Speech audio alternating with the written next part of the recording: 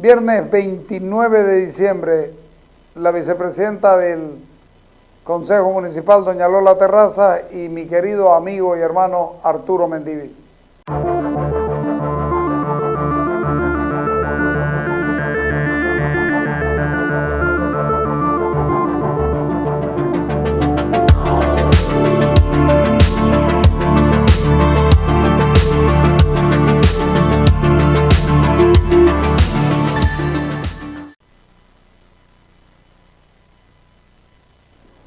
Le voy a decir, Lolita, bueno, hablemos de Navidad. Claro que sí, toca hablar de Navidad. Sí, usted, ¿cuál es su mejor recuerdo de Navidad, por ejemplo? A ver, cuando, siendo recorriendo los años, la edad, y cuando dijimos que íbamos a hablar de este tema, empecé a buscar recuerdos de mi infancia, la Navidad. Pero hasta los 6 años, por lo menos, o 7, no tengo recuerdo de Navidad porque mi familia vivía en una comunidad que se llama Villa Blanca. Llegamos ahí, mis padres llegaron ahí con el programa de colonización del presidente de aquel entonces, el general Banzer. Y ya todos mis hermanos nacimos en esa comunidad. Pero como no había luz, no había agua, no había carretera, no había camino, no había nada. ¿Cuántos kilómetros de San Julián? Eso debe estar a unos 7, 8 kilómetros de San Julián. Ya. Sí, pero es sobre la carretera entrando adentro, 4 kilómetros sobre la carretera adentro. Entonces no tengo yo recuerdos, por lo menos hasta los 6 años de la Navidad. Sí recuerdo con mucha claridad el aniversario de la comunidad, los 16 de junio, los actos cívicos. Sí recuerdo cuando llovía y la cancha de la comunidad se llenaba de agua y todos los niños salíamos a mojarnos. ¿Cuánta gente había en la comunidad? En la comunidad vivía por lo menos unas 50 familias.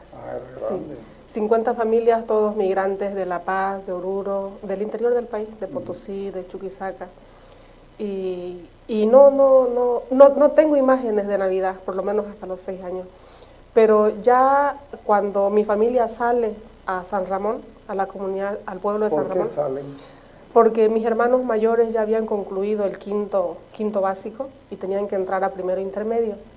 Entonces ya mi madre, buscando cómo ellos puedan continuar estudiando, salen a San Ramón. Habían 2 opciones, salir a San Julián o salir a San Ramón.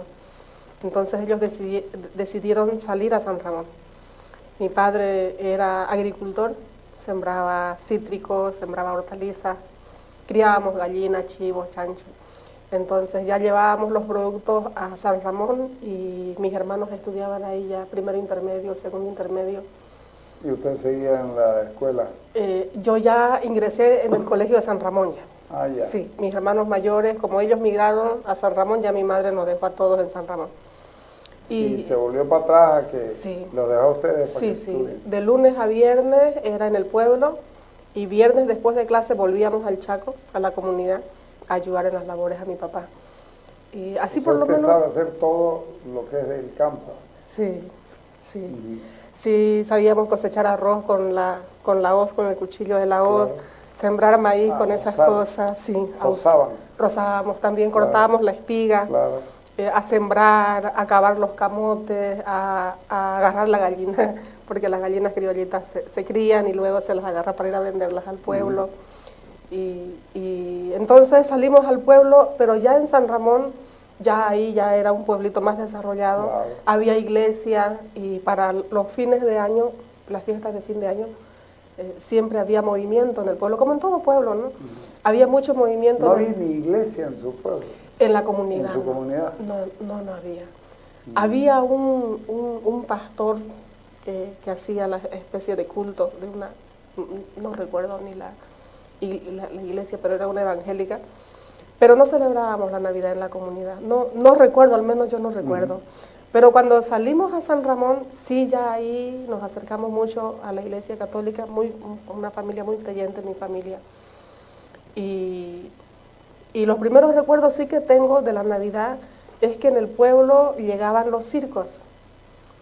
Entonces, para mí era una alegría ver un circo porque los focos con muchas luces, el circo Colgando, colgando las luces, los por payasos. afuera de la carpa, ¿no? Sí, por afuera de la carpa, los payasos sonrientes, las estrellas, porque había una decoración que era muy asombrosa para mí. Claro. Entonces me gustaba mucho ir al circo y sabíamos que los fines de año llegaba el circo en el pueblo. Y nos íbamos no solamente a vender los productos que preparaba mi mamá, vendíamos naranja, por ejemplo, mi padre sembraba naranja, y llevábamos las naranjas, las pelábamos y las vendíamos. Y también entrábamos al circo. Y ya luego el recuerdo, lo que más uno esperaba, ¿no? Hasta que uno tiene 14 o 12 años y te das cuenta que es mentira, es el regalo del Papá Noel. Cuando ya llegamos al pueblo, para cada Navidad... Ahí vieron la primera Navidad. Sí, ya en el pueblo ya mis papás nos compraban regalos a los menores de la casa, y en la Nochebuena, supuestamente venía el viejito Pascuero, el Papá Noel, y colgaba el regalo en un lugar donde uno no podía verlo, colgado en el techo, o en el árbol, o en la entrada, y teníamos que levantarnos el 25 en la madrugada a buscar el regalo del Papá Noel. Si no llegaba regalo era porque el Papá Noel había visto que nos habíamos portado mal todo el año. Era porque les había ido mal. Sí, era porque no había recursos, Claro. pero si llegaba algo era porque nosotros nos habíamos portado bien y el Papá Noel sabía qué niño se había portado bien. Entonces despertábamos el 25 de diciembre a dar la vuelta por la casa, a buscar por el techo, debajo de los árboles, eso, ¿no? Y encontrar una muñeca. Era una alegría, y era el juguete del año, jugar con tu muñeca. Era el juguete del año. Era el juguete del año. Y ya luego, ya cuando la situación fue mejorando, la situación económica, ya recuerdo que uno estrenaba ropa para Año Nuevo, si estrenábamos ropa, porque la Navidad, las fiestas de fin de año siempre eran oportunidades para mejorar la actividad económica. Los productos que mi padre sembraba se vendían más a fin de año. Es más, la gente que vendía comida en el pueblo le compraba la gallina a mi mamá, los arroces, la yuca, el plátano, los racimos de plátano. Entonces generábamos movimiento económico, y como estábamos en vacaciones y éramos 6 hermanos, en realidad somos 6 hermanos, y los 6 hermanos éramos vendiendo los productos de mi papá. Ya con el tiempo ya fuimos acercándonos a la iglesia, y ya empezamos a participar en las actividades navideñas de la iglesia. Los coros, los villancicos, el Navidad viviente, por ejemplo, en el campo la Navidad es Navidad viviente. ¿Cómo es eso? El Navidad viviente, por lo menos desde septiembre, ensayábamos en hacer teatro de la Navidad, entre todos los jóvenes de la pastoral juvenil, del movimiento de adolescentes que había en la parroquia de San Ramón. Se elegía quién va a ser la Virgen María, quién va a ser José, quién va a ser Isabel, quién va a ser el ángel, quién va a ser el bebé, y hacíamos teatro. Y todas las noches, de lunes a lunes, después de misa, nos quedábamos a ensayar el Navidad Viviente. Qué bonito. Sí, el Navidad Viviente, y todo el mundo queríamos ser pues partes del teatro. Y se ensayaba también los coros, los villancicos. Preparábamos el Navidad Viviente con meses de anticipación, creo que era lo que más esperábamos los jóvenes en el pueblo, los adolescentes en el pueblo y jóvenes. Y era una fiesta grande. Entonces la Navidad siempre la recibimos en la iglesia. ¿Y cuáles eran los villancicos?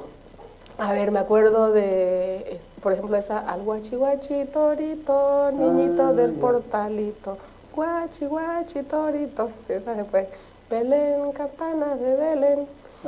Todos los villancicos los cantamos todavía ahora sí, pero cuando era adolescente, con mucha emoción, con mucha fe.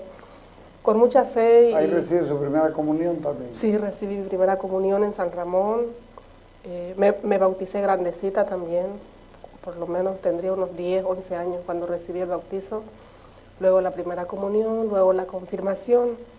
Pero era toda la familia participando en la actividad de la iglesia. Toda la familia participando en la actividad de la iglesia, la Navidad en la iglesia y el Año Nuevo en familia. Entonces ahí ya empezamos a celebrar, a vivir el espíritu navideño, a ver el valor. O sea, fue linda la Navidad para usted. Tiene Sí, buenos recuerdos. Muy lindo porque, bueno, ahora sí ya uno se da cuenta de las limitaciones que había, ¿no? Claro, pero... Sí, pero en aquellos entonces era Pero como dice usted, podrá ser el regalo del año, pero era el regalo. Sí, y lo esperábamos, lo disfrutábamos. Claro. El Navidad viviente lo disfrutábamos. Yo nunca pude actuar de Virgen María, pero sí actuaba de Isabel, salía de ángel, participaba en las lecturas de la iglesia, o cantábamos los villancicos, organizábamos el escenario, los trajes, siempre con el apoyo de las religiosas de la iglesia, ¿no? De las obreras de la cruz. Entonces, toda mi infancia, mi adolescencia está marcado ya. ¿Hasta los cuántos años? Por lo menos hasta los 18 años, hasta que salí bachiller.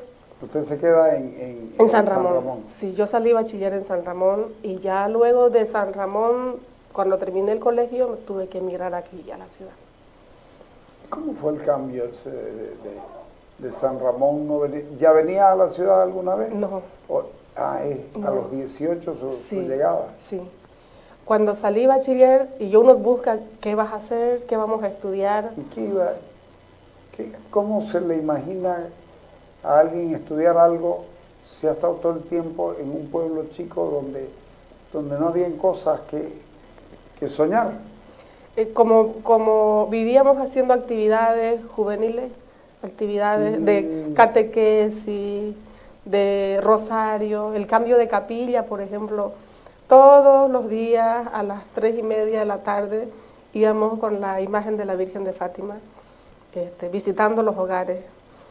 Y visitábamos con nuestra imagen y llegábamos a una casa, la familia recibía la imagen, rezábamos el rosario, terminábamos el rosario, nos despedíamos, al día siguiente volvíamos a sacar la imagen de la casa y llevábamos a la otra casa.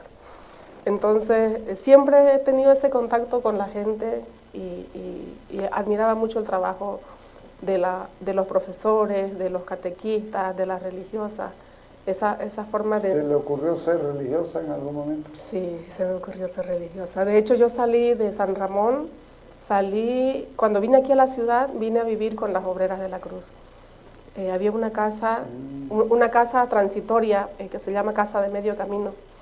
Y ahí llegamos ahí todas las jovencitas del campo. ¿Dónde estaba ubicada? Estaba ubicada en la San Aurelio, en la avenida Francisco Mora. Ya, me acuerdo, la Francisco Mora me acuerdo. Sí, de la Plaza Tarija, ya. Como llegando a la avenida San Aurelio.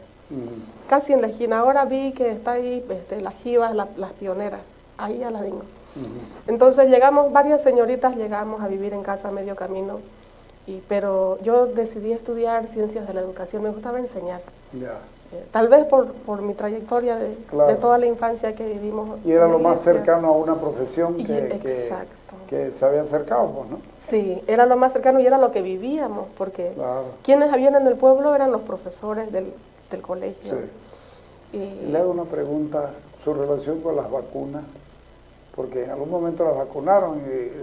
Yo me acuerdo cuando nosotros íbamos al campo, cuando vivíamos en el campo, llegaban los vacunadores del Servicio Nacional de Erradicación de la Malaria y los muchachos pelaban al monte, no había forma de agarrarlo porque ya los habían vacunado antes y le tenían miedo a la aguja. Sí, nosotros le teníamos miedo también, pero mi papá nos hablaba mucho de la vacuna. Decía que esa vacuna había salvado a muchas personas en el mundo y que dolía un poquitito, pero que teníamos que hacernos colocar. Así que cuando iban a venir porque visitaban, ¿no? Los sanitarios le decían. Sí. Visitaban la familia y todos bien bañaditos, bien cambiaditos. Esperábamos a la enfermera, al médico, que era una cosa grande, ¿no? Que eran muy respetados. Porque yo eso me acuerdo perfectamente. Sí. Lo que me acuerdo más es la huida al campo, los muchachos con miedo. Sí. Mi hermana menor hacía pataleta y había que agarrarla de los pies y de las manos, pero era un episodio muy, muy esperado. Claro, por supuesto. El control, había que ir al hospital, a la posta, por el control, porque el control tenía que ser sagrado, tenía que ser marcado. Y todos esos carnets de la fiebre amarilla, el tétano, coquiluchi, no sé qué más, eran bien guardaditos. Entonces, ahí hay que agradecerle mucho a papá y a mi mamá que nos cuidaban mucho, nos cuidaban con mucho amor. pese a las limitaciones. No tenía, pero claro, pero además, de su casa de usted a la otra casa, ¿cuánto había? Era pues largo porque no había pavimento. Claro, entonces vivían ustedes entre ustedes nomás. Pues. Sí, en bicicleta. Ajá. Bueno, mi padre hasta lo último casi, él no dejó la bicicleta, porque él salía de Villablanca. Importante que fue, ¿no? Sí, de Núcleo 9 salía hasta San Ramón en bicicleta. Y ya había, bueno, estos últimos tiempos ya hay carretera, ¿no? Claro. Entonces, pero él seguía en su bicicleta, él no quería dejar la bicicleta. Pero nosotros salíamos a pie de la comunidad a la carretera y teníamos que subir en los tronqueros, porque había muchos tronqueros. Los tronqueros son esos camiones grandes que llevaban tronca. Yo en los años 70 ya había ido a San Javier ya. Sí, sí. Claro, y no había ni el puente ese. Claro. Sí. ¿Se iba por el otro lado? Pues usted se ha venido por Okinawa. Sí. Claro. Sí, por ahí. Entonces salíamos en los tronqueros, luego en las paveras era que eran un camión con su carrocería y uno tenía que subir y venía recogiendo pasajeros. Y ya las cosas han cambiado, sí han mejorado mucho. Sí. Bueno, cuando llega a Santa Cruz a estudiar Ciencias de la Educación. ¿Dónde? En la Gabriel René Moreno. En la Gabriel René Moreno tuve ingreso directo del colegio. Entonces, ¿era muy buena alumna? Sí, creo que era buena alumna. Tenía ingreso directo, ¿Era pero... matona, como se dice? Más o menos, sí. Mi hermana, la mayor, lo primero que hacía era estudiar. Después hacía cualquier otra cosa.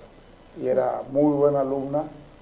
Y una vez le dijo a mi madre que se quería aplazar un año, es decir, en una materia, para saber lo que se siente. Y mi madre le dijo, bueno, pues, aplazarse. Además sabía que era buena en lo que hacía y se aplazó, pero no le pilló el gusto porque no es lo mismo aplazarse por gusto que aplazarse porque uno es medio panada, ¿no? Sí. No me olvido nunca eso. Sí, yo creo que tenía buenas notas, por eso tuve ingreso directo. Era nomás aplicada. Pero ahí un poquito, la decepción un poco de la familia porque ven que tenés ingreso directo y dicen, ¿por qué no escogiste medicina? ¿Por qué no escogiste otra carrera? Y yo me encerré en Ciencias de la Educación. Porque era lo único de referencia. Sí, pues, y yo quería ser educadora. Siempre he sido un poco idealista. Y le decía a mi mamá, le decía, no, yo voy a educar, yo voy a volver aquí, voy a educar, voy a ser profesora, voy a enseñar.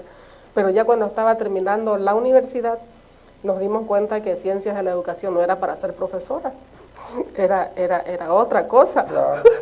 Entonces, estaba ya en séptimo semestre y los docentes de la Gabriel me decían, ustedes no están estudiando para ser profesor, ustedes son pedagogos. ¿Y qué hace el pedagogo? Era otro el rol. Claro. Entonces dije, no, yo voy a entrar a la normal. Y me postulé a la normal. ¿Y estaban los dos? Estaba en las dos. Y gracias a Dios pasé el examen de la normal y estudié ahí para profesora de secundaria de Psicología y Filosofía. La normal antes era mejor que lo que es ahora, ¿no? La enseñanza era más dura, los profesores salían mejor formados. Sí. Yo creo que he tenido yo la suerte de estar en la última etapa de la normal antes de que llegue este nuevo modelo que tiene el gobierno del movimiento al socialismo. Y he tenido muy buenos docentes. Arnoldo Sinaga, Ana María Canedo, Vidal González, tenían sus tendencias, pero eran muy estrictos en hacernos estudiar, en hacernos leer, en hacer resúmenes. En saber redactar y tener buena ortografía. Sí, hoy día uno lee los trabajos, a veces vienen a entrevistarme porque los mandan y yo miro y digo, uy, ¿cómo va a ser profesor este pobre que no sabe escribir? Sí. No, y nos hacían hacer caligrafía. Teníamos que comprarnos los cuadernos cuadriculados para hacer las caligrafías y tener buena letra. ¿Qué dijeron sus padres cuando dijo, no es esto, es lo otro? ¿Entendían la lógica de voy a estudiar esto y esto al mismo tiempo? Cuando entré a la normal, ellos se alegraron mucho. Porque claro, sí. El profesor, la referencia. Sí, se alegraron mucho además también por el tema laboral. Eso determina mucho. Mucha gente decide qué estudiar por el tema laboral, porque te puede gustar algo y decir, pucha, pero no hay mercado para esto, Pero es que y no tenés eso que, muestra, sí. eso muestra el sacrificio de los padres que saben lo que cuesta conseguir Sí, trabajo. exactamente. Entonces, cuando yo estudiaba ciencias de la educación, decía, ¿qué estará estudiando mi hija? ¿Dónde irá a trabajar? Porque yo nunca he escuchado que un licenciado en ciencias de la educación trabaje. O sea, no hay. Iban a los colegios y preguntaban, ¿quién es licenciado en ciencias de la educación acá en el colegio, por ejemplo? Y no había licenciado en ciencias de la educación. Y me decía mi mamá, ¿dónde vas a trabajar? Porque aquí en los colegios no trabajan ciencias de la educación. Y era preocupada ella, ¿no? Entonces yo también dije que para darle la tranquilidad a mis papás y también para tener la certeza laboral y conocer a profundidad el tema de la educación, voy a entrar a la normal. Y así fue, cuando terminé la universidad, ya gracias a Dios tuve trabajo muy pronto de ciencias de la educación y terminé la normal y no ejercí la docencia en la normal hasta que fui mamá y ya no podía... A ver, cuando consiguió trabajo rápido, se fue y le dijo, papá, aquí está el título y aquí está mi trabajo. Sí. ¿Y qué dijo? Sí, no, muy contento. Claro. Muy contento, y yo creo que esa es la satisfacción que un hijo le puede dar a su papá, de que la inversión del estudio nos va a ayudar para el resto de nuestras vidas. Le pido un corte, ¿ya? Dale.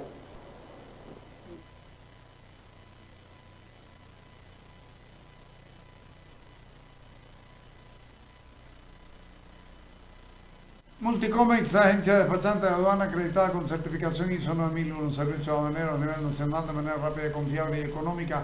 En Multicomex nos encargamos de todas las operaciones referentes al comercio exterior. Tienen que encontrar en la fanpage Agencia Multicomex, así como también en el WhatsApp 615-52666, no lo pensé más. Multicomex, tu mejor opción en gestión aduanera. Si buscas resguardar tu inversión y aprovechar un buen potencial de alquiler, pensar en propiedades. Yo tengo la opción departamento de un dormitorio en el condominio Villarreal frente a la Universidad de Univalle. Te doy un dato que te va a animar ya. Podés comprar en bolivianos al tipo de cambio oficial. Su valor se queda en dólares y aumenta y crece con el tiempo. Manda un mensaje al 771-61756. Por WhatsApp, repito, 771-61756. Registrate porque quedan pocos. Cotas nuevos con vaso, más velocidad, más moderno, más inteligente, pero tu pack completo con internet wifi de 25 megas. Telefonía sin límite de tiempo y televisión digital, todo por 303 bolivianos mensuales, también disponible con fibra óptica. Aprovechar el salto tecnológico, mayor información, vas a llamar al 103 o al 333-30-103.